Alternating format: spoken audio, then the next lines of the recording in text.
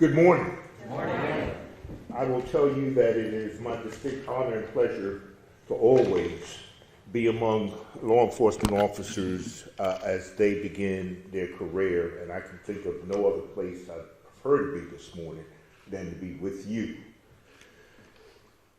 Chief Drew, Assistant City Managers, and Vice Mayor Cherry, it's important to see you guys sitting here because I started my career some 45 years ago. I will let that sink in. Okay. I have seen this profession ebb and flow. When I started, we were coming out of the turbulent times and cities were on fire, and people looked at me because of the community that I came from and said I was crazy. Back then they referred to us as pigs. Those of you old enough to remember will remember that. So and I say black, and I know the term now is African American and all that, but back then, for a young black kid coming out of the inner cities of New York, that wasn't the route. That wasn't the way to go. Relationships with law enforcement was not at its best. Sounds familiar? You know, we got this national conversation going on right now. Kind of the same thing. But I stand here today to tell you to be resolute. And I stand here today to say thank you. Because with all of that as a backdrop, you said, I'm willing to lead. I'm willing to be that change that I know I can lead. You heard the prayer from the chaplain. And the chaplain talked about change. And just because something was done one way doesn't mean it has to be done that way.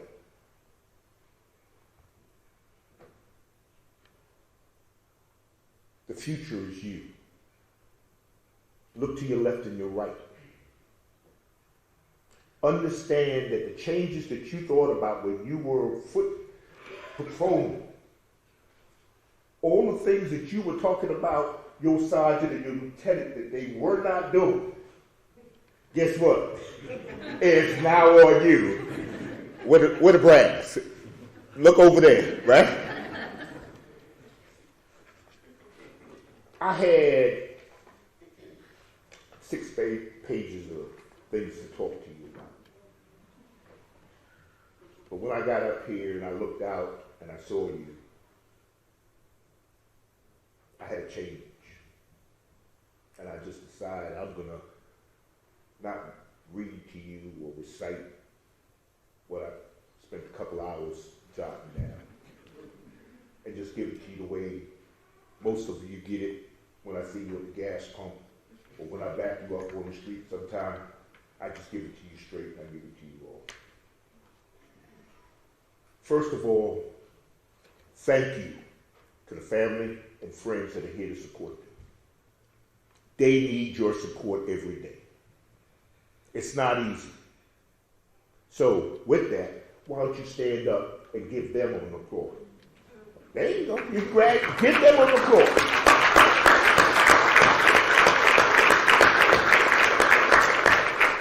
I know they come home and they're grumpy. And sometimes you can't even talk to them. Right? Give them 5, 10, 15 minutes to decompress. The things that they're seeing, the things that they're dealing with every day is a failure within our society to do what's needed to take care of people. And as a result, we become the last line of defense. We become the first to be called. We see trauma over and over and over again. And sometimes they need a little bit of time to decompress. So thank y'all for being patient with them. You need to be patient with them because they're there for you. And when it's all said and done, leadership is lonely. Leadership is lonely. You're going to make decisions that's not going to be popular. You're going to enforce decisions that may not be yours, but it's not popular. But you have to do it, and you have to do it with the same spirit as if you birthed that idea yourself. Your organization depends on that. Leadership, there are a couple things. It's not, some people say leaders are born. Leaders are not born.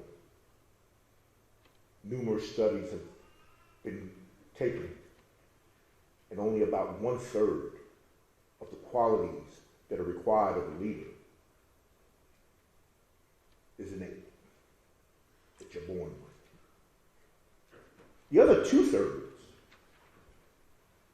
are learned.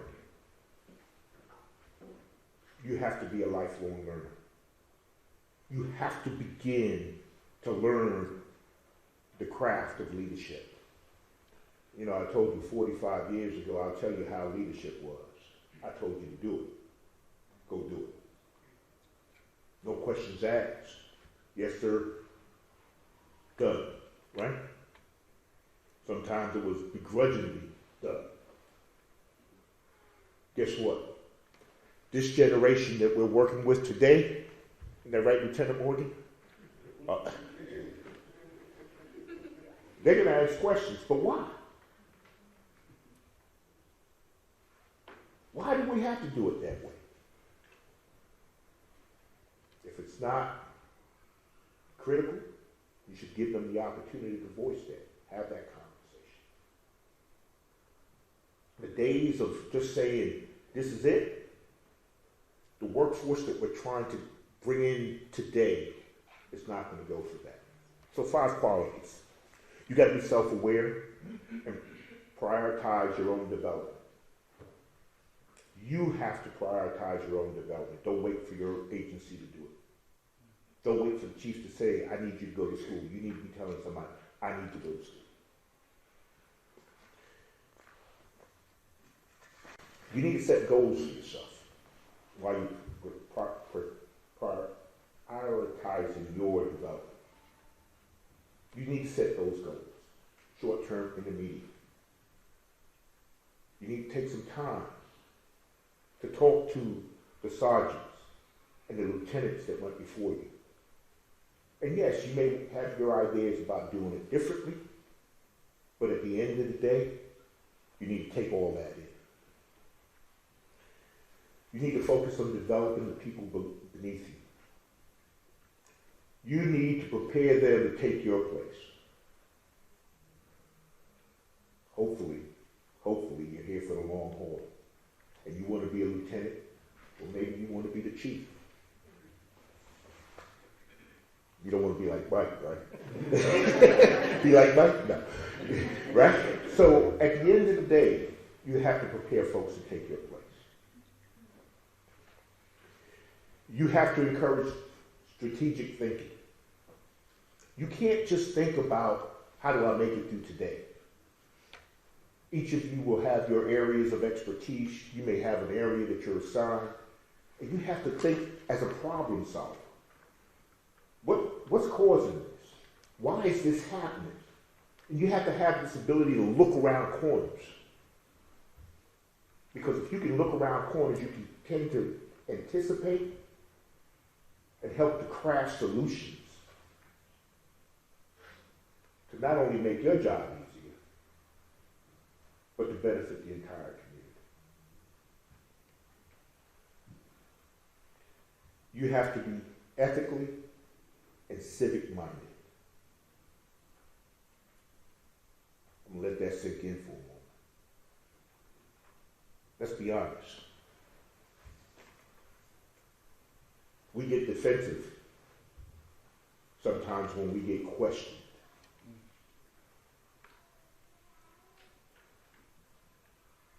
TJ, is that right? Do we get defensive when we get questioned? Come on now. Everybody should be shaking their head north and south. But you know what? If there's no struggle, there's no growth.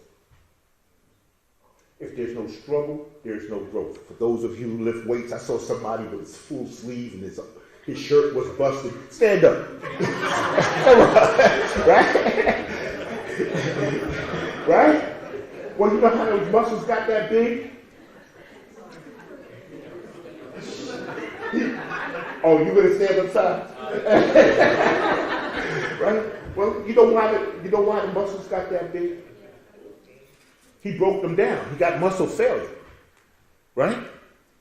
And then, as the muscles began to rebuild, it got larger. It got stronger. Every time we're criticized, it's an opportunity for us to have a takeaway, to learn, to look at ourselves and say, you know what? Should I lace these shoes up and walk away with it? Or should I just leave those shoes there? But we have to be honest with ourselves. We have to be able to say to ourselves, you know what? Maybe we can do this differently. And if we're not prepared to do that, we're going to constantly have this conflict. So we have to create an environment where people can talk to us openly. And that the goal is not to just get in a bunker mentality, but our goal is to truly be the best that we can be. Because that's what we strive for. We strive to serve our community and be the best that we can be. We hold ourselves up as a model.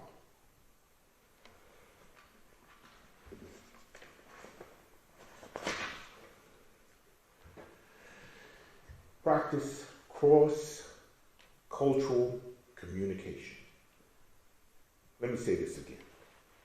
Practice cross-cultural communication. In the days of social media, we tend to get in echo chambers. We get into chambers where we hear people that think the same way we think, speak the same way we speak, do the same things we do. And there's nothing wrong with that. But if that's where you stay and that's where you reside, you are missing the boat.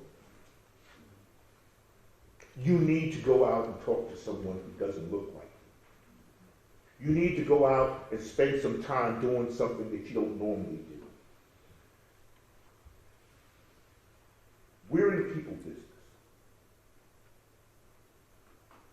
If they have a mental crisis, we get called. If there's a drug overdose, we get called. If they got a domestic, we get called.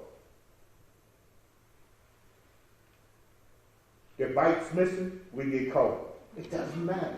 We're there. So what happens when you show up? We have inherent biases. Everywhere. And one of the things that we have to be able to do is acknowledge our biases and work to fully understand someone who does not look like you and I. And the more we talk and the more we interact, the better we'll be able to serve. And as leaders, you're going to have all kinds of folks that work for you. And you're going to have to figure out culturally why something may be different and figure out how to communicate with them and get them to be, because you're going to coach them to be the best that they can be.